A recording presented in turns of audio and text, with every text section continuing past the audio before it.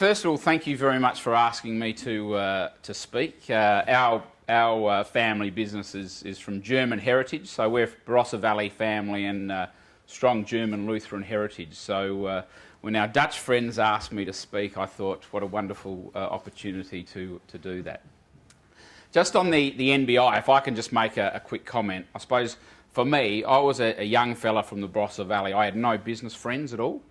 And my best mates were local electrician and boiler makers and people like that. And I joined an organisation called the Young President Organisation and found some fantastic mentors, and for me that has been invaluable. So anybody that wants to grow and prosper, networking is a critical thing, and I think it's something that you should all consider.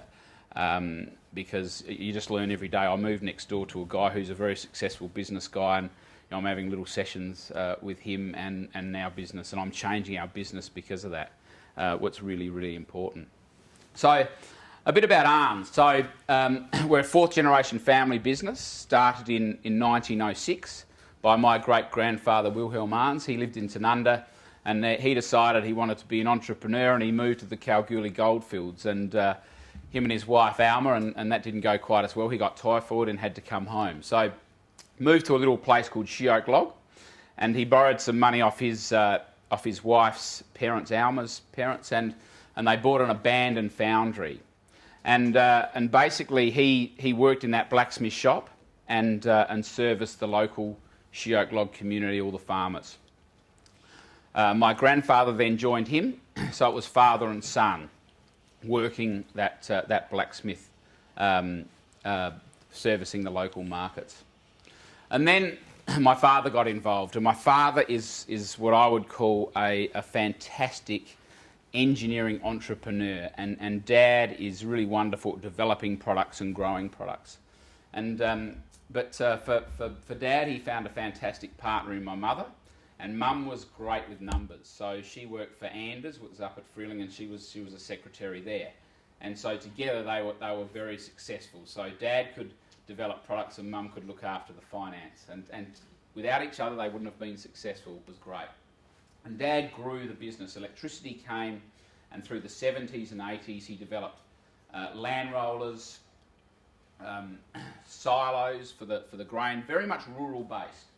Then started to build some sheds for the local farmers. He then did some larger shed and silo complexes, and then started to do some structural steel, and Dad loved the challenge. So this is actually the Anglican church up at Alice Springs. So a person we knew moved up to Alice. Dad started to do work up there. So also my parents are fantastic community people, and have really been very involved in the community and looked after staff, and so they have built an amazing foundation for our business, and something that it's been easy for me to build off of amazing foundations. So it was quite easy for me. So I suppose I got involved. I did mechanical engineering for a year and dropped out, and came home and actually worked for my uncle building some rainwater tanks. Came home and I was a bit of a lad. Enjoyed my time as a youngster, but then I got involved in the business and I started to enjoy that. And I suppose the entrepreneurs came out of me, and there was a guy that used to do our cladding and he needed a scissor lift. Well, I said, well, I'll buy that scissor lift.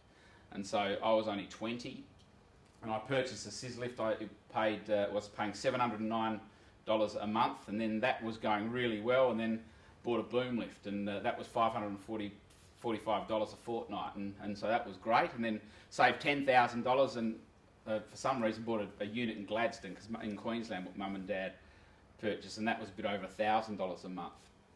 And so here I was, young 20-year-old, and everything's going well, and the GFC hit, and for me I saw all this bloody debt what I had to look after, and it scared me. And I can remember sitting down with Dad. We had an overdraft and all these things, and so that scared me, and so that was a good lesson for me. So I actually sold the unit in Gladstone and just scaled my debt down, and from that day I've had a policy in our operational business that we don't have any debt. So we're happy to have some property debt, and so that was a very early lesson for me. If not, I may have geared everything up and 10 or 20 years later may have got into some financial trouble. So it was a great lesson for me. Then as we started, I started to get more involved in the business, doing estimating, project management.